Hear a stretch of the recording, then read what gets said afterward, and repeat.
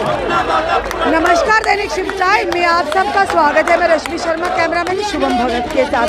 आज फिर से एक बार प्रेस क्लब में all Jammu based reserve category employees association Kashmir द्वारा यहाँ पर प्रदर्शन किया जा रहा है और साथ ही साथ ये कहा जा रहा है कि हम सैलरी के लिए बल्कि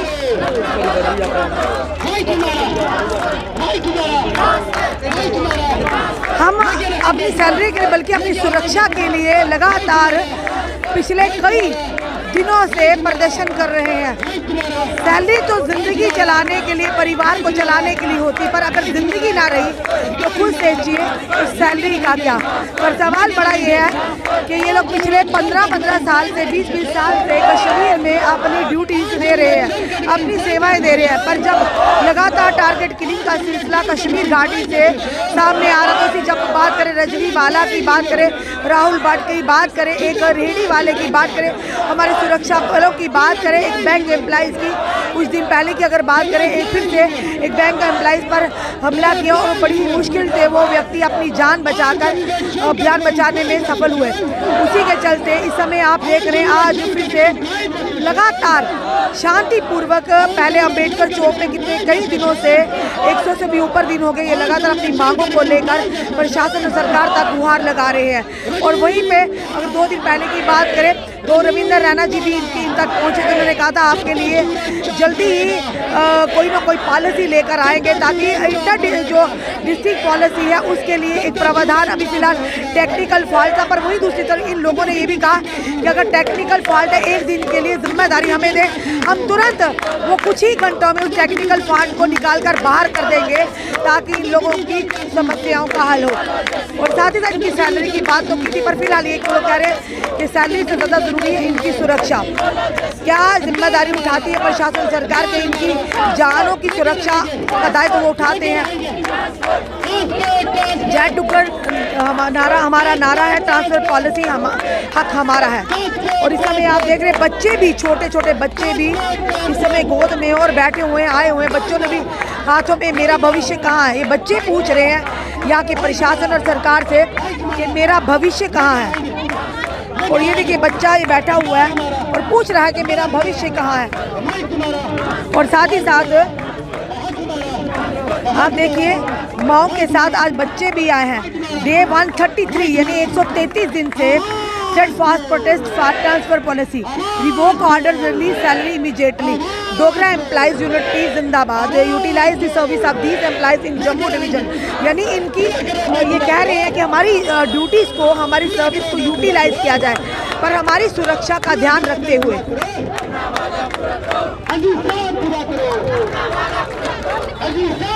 जी मैम, क्या कहना चाहोगे? आज आप प्रेस क्लब में फिर से आ गए। मैम देखिए, हमें 134 दिन हो गए हैं प्रोटेस्ट पे बैठे हुए, और प्रोटेस्ट पे हमें 134 दिन से अपने बच्चों के साथ बैठे हुए हैं। बड़े अफसोस की बात है कि सरकार को अभी तक हमारी जो समस्या है वो दिखाई नहीं दे रही है। इन बच्चों का क्या कसूर है जो 134 दिन से यहाँ बैठे हुए हैं, क्योंकि हालात ऐसे बने हुए हैं कि ये स्कूल नहीं जा सकते हैं। सरकार कब इस बात को समझेगी? हम अब यही आपके माध्यम से कहना चाहते हैं कि आप हमें आश्वासन देते हो, आप कमेटी बनाते हो, कोई रिपोर्ट नहीं आ रही। माननीय श्री बीजेपी अध्यक्ष रविंद्र रैना जी आए, उन्होंने हमें अपने वर्ड्स दिए कि आपकी ट्रांसफर पॉलिसी बना दी जाएगी और जल्द ही पब्लिक डोमेन में भी आ जाएगी। अब हमें यही उम्मीद है कि जो वर्ड्स उन्होंने दिए हैं उससे वो खरे उतरेंगे और काम होगा। लेकिन उसके साथ साथ देखिए, वो हम इधर से वर्ड्स दे रहे हैं, उधर से डिस्कॉम साहब ऑर्डर निकालते हैं, डिस्कॉम कश्मीर बायोमेट्रिक अटेंडेंस का। अब हम उस सरकारी मुलाजिम से पूछना चाहते हैं कि क्या आपकी रिस्पॉन्सिबिलिटी सिर्फ इतनी है एक एम्प्लॉइज की अटेंडेंस कलेक्ट करना? क्या आपकी रिस्पॉन्सिबिलिटी नहीं है किसी सरकारी मुलाजिम को सिक्योरिटी देना? आप पहले सिक्योरिटी दीजिए, हम आपको बायोमेट्रिक अटेंडेंस हम करेंगे। ये जॉब का पार्ट है, पार्सल है, ये इसमें कोई प्रॉब्लम नहीं है। लेकिन सबसे पहले जो मेन आपका जो कर्तव्य है वो एक सरकारी मुलाजिम को सिक्योरिटी देना है। जब एक सरकारी मुलाजिम की सरकारी दफ्तर में ही हत्या कर दी जाती है तो आप कौन सी अटेंडेंस की बात कर रहे हैं? आपने उस दिन रजनीमाला मैम की अटेंडेंस मांगनी थी जिस दिन उनकी शहादत हुई थी, उस दिन आपने कहा था बायोमेट्रिक अटेंडेंस लगाइए आप, तब आप क्यों चुप करके बैठे रहे? अगर आप सिक्योरिटी दे सकते हैं हम आपको बायोमेट्रिक अटेंडेंस देंगे। और आपके माध्यम से मैं एक चीज और बता देते हैं, एलजी साहब ने जब ये टारगेट किलिंग का सिलसिला शुरू हुआ तो उन्होंने एक ऑर्डर निकाला कि जितने भी माइनॉरिटीज एम्प्लॉयज़ हैं जो कश्मीर में है, उन सबको सेफर जोन्स पे ट्रांसफ़र कर दिया जाए। सेफर जोन तो हम कहते हैं वहाँ पे कोई है नहीं है, लेकिन चलो उनकी नज़र में कोई सेफर जोन है, वो हेडक्वार्टर्स है। हालांकि हेडक्वार्टर्स में भी राहुल भट्ट की किलिंग हुई, वहाँ पर हमारे एम्प्लॉयज़ को, स्पेशली डोगरा एम्प्लॉयज़ को मैं आज बोलूँगी, वहाँ पर उनको लगाया गया। लेकिन उसके बाद देखिए क्या होता है। ये 8 सितंबर को ऑर्डर निकलता है, 8 सितंबर को ऑर्डर निकलता है और इन एम्प्लॉयज़ को अपनी प्रेजेंट प्लेस ऑफ पोस्टिंग से 20 किलोमीटर, 80 किलोमीटर, 100 किलोमीटर, 90 किलोमीटर दूर फेंक दिया जाता है। क्या ये आपके सेफर जोन है? क्या ये आपके ऑर्डर का इम्प्लीमेंटेशन हो रहा है? अगर जिस एडमिनिस्ट्रेटर ने ये ऑर्डर निकाला है, अगर आप उसको ये सेफर जोन दिखाई दे रहा है, तो आप 3500 मुलाजिम को यहीं पर फेंक दीजिए, क्योंकि आपके लिए यही सेफर जोन है। आप वादा कुछ करते हो, काम कुछ कर रहे हो। इस तरीके से क्या किसी एम्प्लॉय में विश्वास जागेगा? इस टाइम अगर जरूरत है कि एम्प्लॉयज में विश्वास जगाने की जरूरत है कि आपकी सुरक्षा की जिम्मेवारी हम उठाते हैं, आप वो जिम्मेवारी ना उठा के इस तरीके के ऑर्डर्स निकाल रहे हैं। इस तरीके से क्या किसी कर्मचारी से काम लेंगे? लेकिन बड़े अफसोस की बात है कि जो हमारा डोगरा समाज है, इसके साथ शुरू से ऐसा होता आया है, इसको शुरू से तपाया गया है, इसको शुरू से सताया गया है, और आज भी हमें 134 दिन से हमें सताया जा रहा है। 134 दिन से हमारी डिमांड को पूरा नहीं किया जा रहा, और उसके साथ इस तरीके से ऑर्डर निकालेंगे, आप सैलरीज को भी हेल्ड करके बैठेंगे। हमारा क्या कसूर है? क्या हम ड्यूटीज देना नहीं चाहते? हम ड्यूटीज करना चाहते हैं। आप वहाँ पे वैसा माहौल बनाइए, आप वैसा विश्वास हमें जताइए, आप हमारे रहने की व्यवस्था वहाँ पे कीजिए, फिर आप हमसे डिमांड कीजिए किसी चीज की। अन्यथा आप हमें कब तक ऐसे समझाएंगे? इन बच्चों का क्या कसूर है? क्या ये धूप में बैठने के लिए बने हैं? Thank you ma'am. और देखिए, लेट सुखविंदर कौर, लेट दीपक चंद, लेट रजनी बाला, लेट विजय कुमार, लेट सतीश के सिंह, लेट राहुल भट्ट, ये लोग भी, इन्हें भी इसी सोच में गए थे कि हम सुरक्षित हैं। तो खुद सोचिए, क्या ये सुरक्षित रहे? यही सवाल आज ये लोग लेकर भी पिछले 133 दिन से लगातार प्रशासन और सरकार से पूछ रहे हैं कि क्या हमारी सुरक्षा की जिम्मेदारी प्रशासन और सरकार उठाएगा कि हम अपनी ड्यूटीज़ को रिज्यूम करें।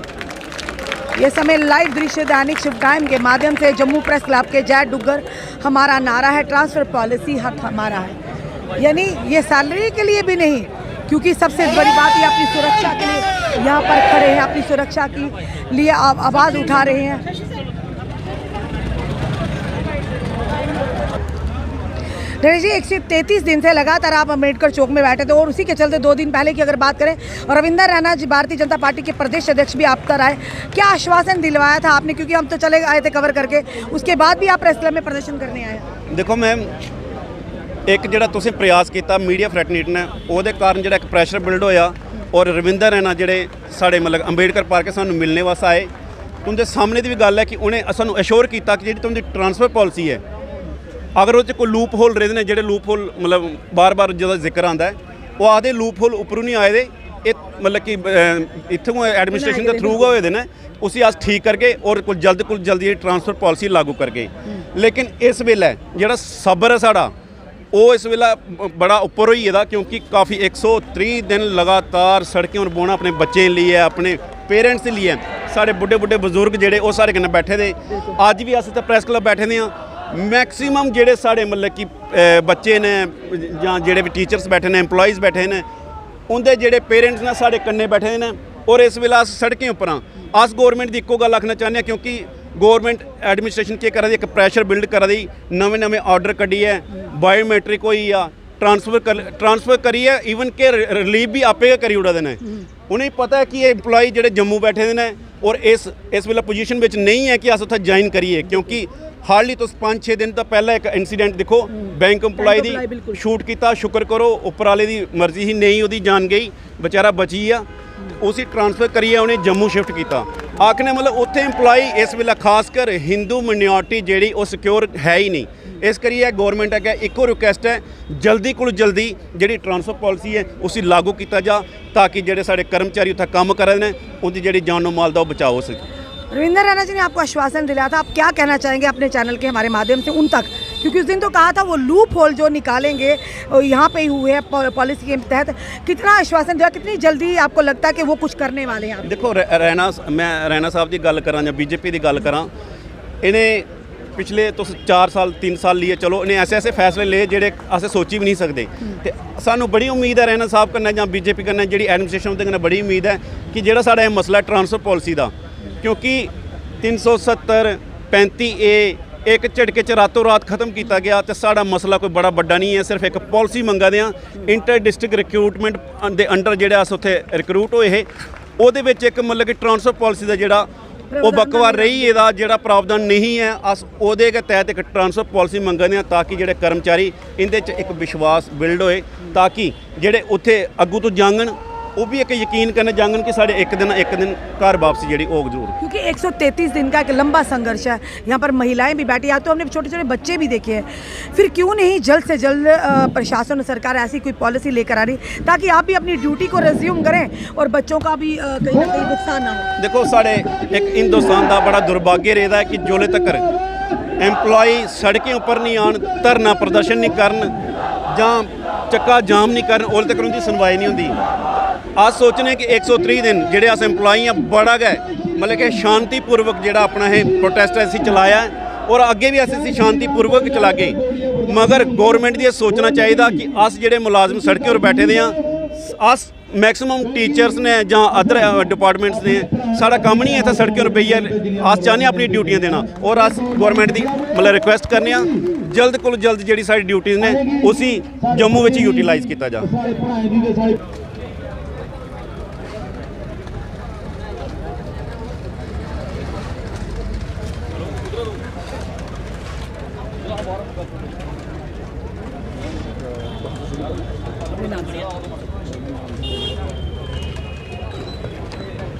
चलिए इस समय हमारे साथ ये व्यक्ति जुड़े हैं। सर क्या कहना चाहेंगे? 133 दिन का लंबा संघर्ष, चलिए अल्टीमेटली अम्बेडकर चौक में रविंदर राणा जी तो आए, पर लगातार 133 दिन से संघर्ष करें, क्यों विलम्ब किया जा रहा है? क्यों नहीं आपको ट्रांसफ़र पॉलिसी आपके लिए निर्धारित की जा रही है? सबसे पहले रश्मि मैम जी आपका बहुत बहुत शुक्रिया। आप शाना बशाना हमारे साथ जब भी हम खड़े आए प्रोटेस्ट के लिए आप खड़े रहे हमारे साथ। सबसे पहले आपका बहुत बहुत धन्यवाद। आपने बहुत साथ दिया, आपकी जो मेहनत है वो एक दिन ज़रूर रंग लाएगी।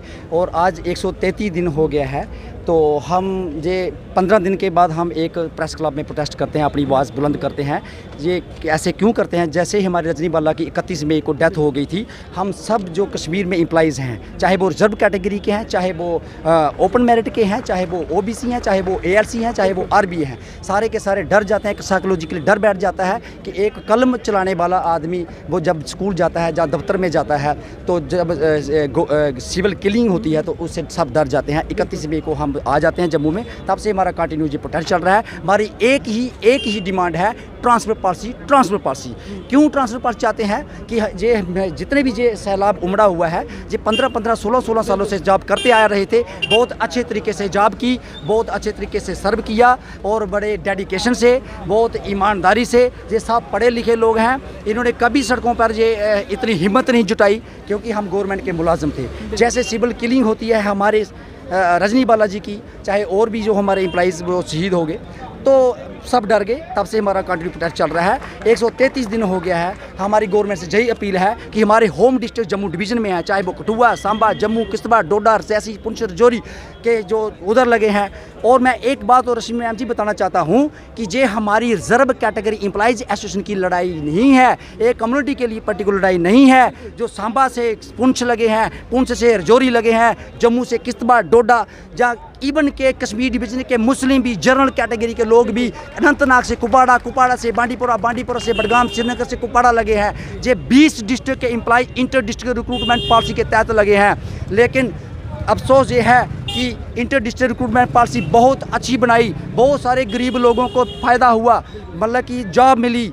लेकिन हमारे कहीं ना कहीं हमारे होम डिस्ट्रिक्ट जहाँ पे है, हमारे माँ बाप जहाँ पे है, हमारे बच्चे जहाँ पढ़ते हैं, जब हम वहाँ पे जॉब करते हैं, कभी आनन फानन में घर में आना होता है, कभी छुट्टी नहीं मिलती है, कभी रास्ता बंद हो जाता है। और जो हमारे बुजुर्ग घर में बूढ़े हो गए हैं, उनकी रिस्पॉन्सिबिलिटी निभाने की जब बारी आती है तो हम उधर भी मतलब कि हम फंस जाते हैं। तो ये हमारी अब डिमांड है, ये हमारी एक जेन्युइन डिमांड है। 3-4 दिन पहले हमारे पास माननीय रविंदर राणा जी हमारे पास आए, उन्होंने हमारे दर्द को सुना, हमारी पीड़ा को उन्होंने सुना। उन्होंने भी ये कहा कि आपकी ये डिमांड जेन्युइन है और हम इसके लिए हम पूरा जोर लगाएंगे। आपकी ट्रांसफ़र पॉलिसी जल्द ही हम आपके सामने रखेंगे। और उससे पहले 25 जुलाई को LG साहब ने हमारे लिए एक कमेटी गठित की थी और आज तक उस कमेटी की रिपोर्ट सामने नहीं आई है। फिर भी हमें उस अपनी गवर्नमेंट के ऊपर पूरा विश्वास है, वो हमारे हक में बुजुर्ग पॉलिसी लाएंगे, रिपोर्ट लाएंगे। एक तरफ से आप लोग 133 दिन से लगातार संघर्ष कर रहे हैं, वही दूसरी तरफ फरमान निकाले जा रहे हैं बायोमेट्रिक के माध्यम से, या सैलरी रोककर या आपकी रिलीव कर दिया जा रहा है। तो ये किस तरह की चीज़? ये बहुत अफसोस की बात है। जब हम गवर्नमेंट ने हमारे लिए एक बॉडी कॉन्स्टिट्यूट की है ट्रांसफर पॉलिसी फ्रेम करने के लिए, तो उन डीडीओज़ ने, इवन के डिबकॉम सर ने भी ये सोचना चाहिए हमारे बारे में कि ऐसे अनऑथोराइज स्कीम्स में ऑर्डर आते हैं जहाँ किसी एम्प्लॉइज़ की ट्रांसफ़र करके रिलीव भी कर देते हैं। आप बताओ, जहाँ पे सिविल किलिंग हो रही है, एक हमारे ग्रामीण बैंक के विवेक कुमार मैनेजर के ऊपर हमला होता है, वो किस्मती से बच जाते हैं। इतनी मतलब कि वहाँ पे प्रॉब्लम है, कश्मीर के सिचुएशन जो इतनी मतलब कि सही नहीं है, ख़राब है, तो कैसे ये ऑर्डर निकालते हैं, कैसे ये रिलीव करते हैं? हमारे बहुत सारे भाइयों की अभी सैलरी नहीं आई है, इसीलिए हमने आज प्रेस क्लब में ये प्रोटेस्ट रखा है। हम तब तक प्रोटेस्ट करते रहेंगे जब तक हमारे ये अनऑथोराइज ऑर्डर आते रहेंगे। ये अच्छी बात नहीं है। ये गवर्नमेंट ने हमारे बारे में सोचना चाहिए, और यही हमारा डिमांड है। और आपका भी बहुत बहुत शुक्रिया, धन्यवाद रश्मि मैम। पिछले 133 दिन से लगातार आज जम्मू रिजर्व कैटेगरी बेस्ड जो कि कश्मीर एम्प्लॉइज एसोसिएशन द्वारा अपनी मांगों को लेकर प्रदर्शन किया। मांग सिर्फ ये है कि सुरक्षा दीजिए, हम अपनी ड्यूटी रिज्यूम करने के लिए तैयार है, पर सवाल ये है क्या हमारी सुरक्षा की जिम्मेदारी यहाँ के प्रशासन और सरकार उठाएगी? हम तुरंत जाने के लिए तैयार है। ये सैलरी के लिए, किसी DRA के लिए, HRA के लिए या किसी और चीज़ के लिए मांग नहीं कर रहे, बल्कि सबसे बड़ी मांग ये है कि जान है तो जहान है। माननीय प्रधानमंत्री जी भी ये कहते थे, क्योंकि सैलरी तो कहीं नहीं जाएगी, पर अगर इन्हें कुछ हो जाता तो इनके परिवार का क्या? ये बड़ा सवाल उठता है। और जिस तरह से रविंद्र राणा जी ने आश्वासन दिलाया था कि जल्द ही कोई ट्रांसफ़र पॉलिसी का प्रावधान आप तक लाएंगे ताकि आप दोबारा से अपनी ड्यूटियां निश्चिंत होकर रिज्यूम कर सके, पर वहीं दूसरी तरफ इस तरह के फरमान जारी किए जाते हैं बायोमेट्रिक को लेकर, और ट्रांसफ़र करके रिलीव भी किया जाता है, और इस तरह की चीज़, सैलरी बंद की जाती है। एक तरफ से लेफ्टिनेंट गवर्नर साहब ने कमेटी का गठन किया कि कमेटी की जब तक रिपोर्ट सबमिट नहीं होती और रिपोर्ट सबमिट होगी तो उसके बाद ही कोई निर्णय लिया जाएगा। वहीं दूसरी तरफ आप इस तरह के फरमान निकालते तो कहीं ना कहीं वायलेशन किया जा रहा है। अगर वाकई कमेटी गठित की है तो वेट कीजिए कमेटी का क्या फैसला आता है। लेफ्टिनेंट गवर्नर साहब किस तरह से उन तक रिपोर्ट पेश की जाती है, किस तरह से वो अपना आदेश इन लोगों के लिए लाते, पर सवाल ये है कि दूसरी तरह से ही इस तरह के फरमान जारी कर कहीं ना कहीं इन लोगों की मुश्किलें आप और बढ़ा रहे हैं। अब देखना ही है कि लगातार 133 दिन से और ये लगातार संघर्ष कर रहे हैं, लंबा संघर्ष कर रहे हैं कि हमें सुरक्षा दीजिए, हम जाने के लिए तैयार है। क्या जिम्मेदारी प्रशासन और सरकार उठाएगा? जिस तरह से लगातार टारगेट किलिंग का सिलसिला जारी है। एक स्कूल के अंदर एक अध्यापक जो सुरक्षित नहीं है, एक बैंक के अंदर बैंक एम्प्लॉय सुरक्षित नहीं है, SDM ऑफिस के अंदर एक कर्मचारी सुरक्षित नहीं है, तो किस तरह की आप सुरक्षा की बात कर रहे हैं? बड़ा सवाल है। अब देखते हैं कितनी जल्दी ट्रांसफ़र पॉलिसी इनको एक देन मिलती है या इनके लिए एक भेंट लेकर आते हैं, क्योंकि दिवाली का भी त्यौहार है, करवा चौथ भी आने वाला है। अब देखते हैं प्रशासन और सरकार कितनी गंभीरता से इन लोगों के मुद्दे को लेती है, इन तक कौन सी खुशखबरी लेकर आते हैं। अपने कमेंट, अपने सुझाव जरूर दीजिए। इस वीडियो को जितना सके शेयर कीजिए, जुड़े रहिए हमारे साथ अगले अपडेट के लिए। जय हिंद, जय भारत।